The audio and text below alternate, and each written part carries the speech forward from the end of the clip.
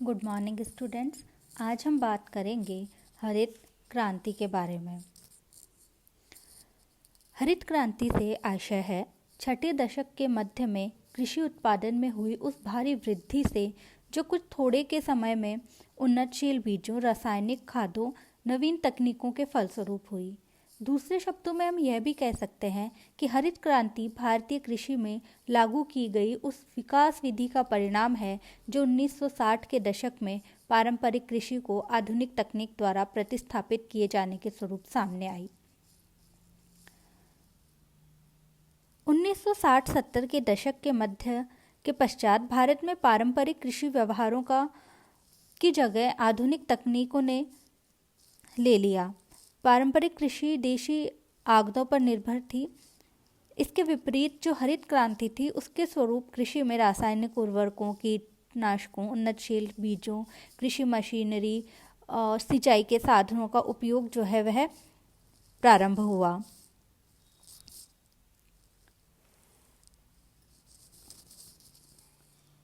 कृषि विकास के इतिहास में सबसे महत्वपूर्ण कदम इस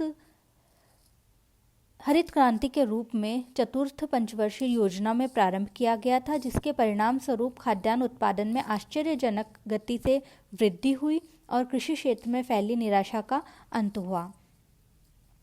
हम बात करते हैं अब हरित क्रांति की उपलब्धियों के बारे में। हरित क्रांति के फलस्वरूप देश के कृषि क्षेत्र में महत्वपूर्ण प्रगति हुई।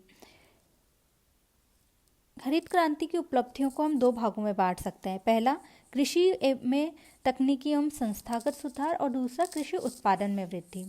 जो कृषि में तकनीकी एवं संस्थागत सुधार हुए उन्हें निम्न बिंदुओं के अंतर्गत रखा जा सकता है। पहला है रासायनिक उर्वरकों का प्रयोग।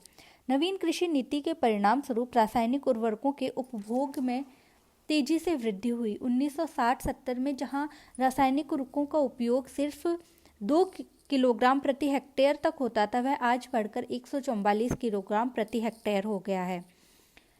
साथ ही देश में अधिक उपज देने वाले उन्नतशील बीजों का प्रयोग भी बढ़ा और बीजों की नई नई किस्में खोजी गई।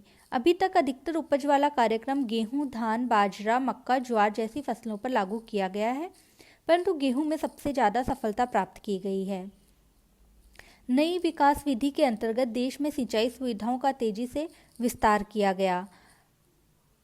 हरित क्रांति के अंतर्गत पौध संरक्षण पर भी ध्यान दिया गया। इसके अंतर्गत खरपतवार, कीटों के नाश करने की दवा का छिड़काव का कार्य, टिड्डी दल पर नियंत्रण करने के प्रयास किए गए।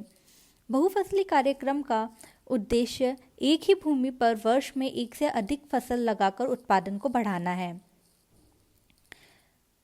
दूसरे शब्दों में भूमि की उर्वरता नष्ट किए बिना भूमि के एक इकाई से अधिकतम उत्पादन प्राप्त करना ही बहुफसली कार्यक्रम कहलाता है। वर्तमान में भारत की कुल सिंचित भूमि के 56% भाग पर यह कार्यक्रम लागू है। हरित क्रांति में आधुनिक कृषि उपकरणों जैसे ट्रैक्टर, थ्रेसर, हार्वेस्टर, बुलडोजर तथा डीजल एवं बिजली के पंप सेटों आदि के महत्वपूर्ण योगदान दिया है। इस प्रकार कृषि में पशु एवं मानव शक्ति का स्थान अब संचालन शक्ति ने ले लिया है।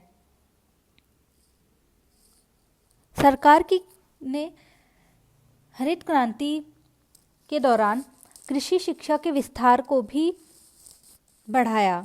जो पहला कृषि विश्वविद्यालय था वह पंतनगर उत्तराखंड में स्थापित किया गया था और आज वर्तमान में 4 कृषि विश्वविद्यालय, 39 राज्य कृषि विश्वविद्यालय और इम्फाल में एक केंद्रीय कृषि विश्वविद्यालय है। कृषि अनुसंधान हेतु भारतीय कृषि अनुसंधान परिषद है, जिसके अंतर्गत 4 राष्ट्रीय संस्थान, 5 राष्ट्रीय ब्यूरो केंद्रीय संस्थान, 32 राष्ट्रीय अनुसंधान केंद्र, 12 परियोजना निदेशालय और 62 अखिल भारतीय समन्वय अनुसंधान परियोजनाएं हैं। दूसरा है कृषि उत्पादन में सुधार। हरित क्रांति में लागू की गई नई विकास विधि का सबसे बड़ा लाभ यह हुआ कि देश में फसलों के अधीन क्षेत्रफल, कृषि उत्पादन तथा उत्पादकता में वृद्धि हो गई। विशेषकर गेहूं, बाजरा, धान, मक्का, ज्वार के उत्पादन में बहुत अधिक वृद्धि हुई, जिसके परिणाम स्वरूप खाद्यान्नों में आत्मनिर्भरता भारत जो है वह आत्मनिर्भर हो गया। कृषि के परंपरागत स्वरूप में परिवर्तन हुआ, खेती व्यावसायिक दृष्टिकोण से की जाने लगी। इससे पहले कृषि जो है सिर्फ पेट भरने के लिए की जाती थी, यानी निर्वहन के रूप में की जाती थी। देश में गन्ना, रुई, पटसन, कपास, तिलहन के उत्पादन में वृद्धि हुई। खाद्यान्न फसलों की जगह व्यावसायिक फसलों को भी महत्व दिया जाने लगा। साथ ही बागवानी फसलों, सब्जियों, फूलों की खेती को भी बढ़ावा मिला। उन्नतशील बीजों, रासायनिक खादों, उत्तम सिंचाई और मशीनों के प्रयोग से उत्पादन में वृद्धि हुई, जिससे कि कृषकों के पास बचतों की मात्रा में उल्लेखनीय वृद्धि हुई। हरित क्रांति के फलस्वरूप कृषि एवं उद्योग के जो पारस्परिक संबंध थे वे सुदृढ़ हुए, यानी कि इनके जो एक दूसरे के ऊपर निर्भरता थी वह बढ़ी। उद्योग निर्मित वस्तुओं का कृषि में अधिक उपयोग किया जाने लगा। साथ ही कृषि उत्पादन पर आधारित उद्योगों को भी बढ़ावा मिला। इस तरह हम देखते हैं कि हरित क्रांति के फलस्वरूप देश में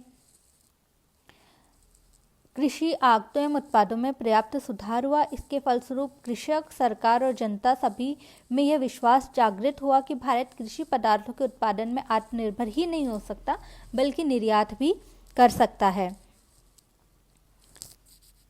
लेकिन हर सिक्के के दो पहलू होते हैं। अगर किसी चीज़ से हमें फ़ायदा होता है तो कहीं ना कहीं कुछ नुकसान भी होते हैं। इसी तरह हरित क्रांति में भी कुछ समस्याएं एवं कमियां पाई गई। देश में हरित क्रांति के फलस्वरूप कुछ फसलों के उत्पादन में पर्याप्त वृद्धि हुई, खाद्यान्नों के आयात में कमी भी आई और परंपरागत कृषि का स्वरूप भी बदला। लेकिन इस कार्यक्रम में कुछ कमियां भी परिलक्षित हुई, जिन्हें निम्न बिंदुओं में प्रस्तुत किया जा सकता है। पहला है, हरित क्रांति का प्रभाव जो है वह कुछ फसलों जैसे गेहूं, ज्वार, बाजरा तक ही सीमित रहा। अन्य फसलों पर इसका प्रभाव नहीं पड़ा। यहाँ तक कि चावल भी इससे बहुत ही कम प्रभावित हुआ और व्यापारिक फसलें तो इससे बिल्कुल ही अप्रभावित रही। पूंजीवादी कृषि को इससे बढ़ावा मिला।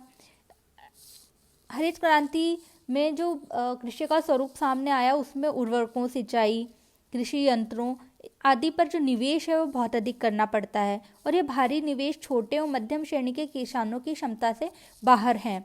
इस तरह हरित क्रांति का जो लाभ है वह उन्हीं किसानों को रहा जिनके पास निजी पंप सेट, ट्रैक्टर, नलकूप, अन्य कृषि यंत्र थे।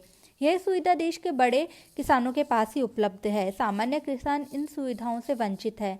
इस कारण जो हरित क्रांति का प्रभाव था वह एक सीमित आर्थिक घेरे में ही सिमट कर रह गया। इसका फायदा सिर्फ बड़े किसानों ने उठाया।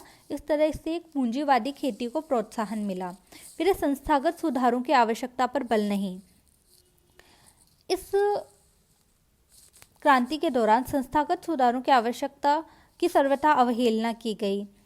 सबसे पहला घटक जो होता है किसी भी कृषि में संस्थागत सुधार का तो वह है भूधारण की व्यवस्था। इसकी सहायता से ही तकनीकी परिवर्तन द्वारा अधिकतम उत्पादन प्राप्त किया जा सकता है। देश में कृषि सुधार कार्यक्रम सफल नहीं रहे और लाखों किसानों को आज भी भूधारण की निश्चितता प्रदान नहीं की जा सकी है। हरित क्रांति के फलस्वरूप प्रयुक्त कृषि यंत्रीकरण से श्रम विस्थापन को बढ़ावा मिला। भारत जो है वह एक बहुत अधिक जनसंख्या वाला देश है।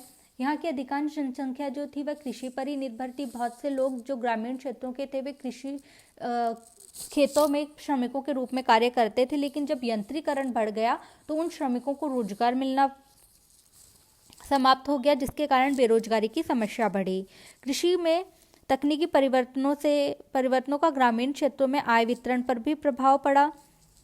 हरित क्रांति का जो फायदा था वह बड़े किसानों को ही मिला, इसलिए बड़े किसानों की आय और अधिक होती गई, जबकि जो मध्यम एवं छोटे कृषक थे उनकी आय में कमी होती गई। इस तरह से आय में असमानता का प्रसार हुआ। हरित क्रांति की सफलता के लिए आवश्यक सुविधाओं जैसे कि सिंचाई व्यवस्था, कृषि शाख, आर्थिक जोत तथा सस्ते आगतों आदि के अभाव में कृषि विकास के क्षेत्र में वांछित सफलता प्राप्त नहीं हो पा रही है। हरित क्रांति का प्रभाव सिर्फ पंजाब, हरियाणा, उत्तर प्रदेश, महाराष्ट्र, तमिलनाडु आदि राज्यों तक ही सीमित रहा। इसका प्रभाव संपूर्ण देश पर न फैलकर एक सीमित क्षेत्र तक ही रहा, जिसके कारण एक देश में संतुलित रूप से विकास नहीं हो पाया। इस तरह हरित क्रांति जो थी वह एक सीमित रूप में ही सफल कही जा सकती है।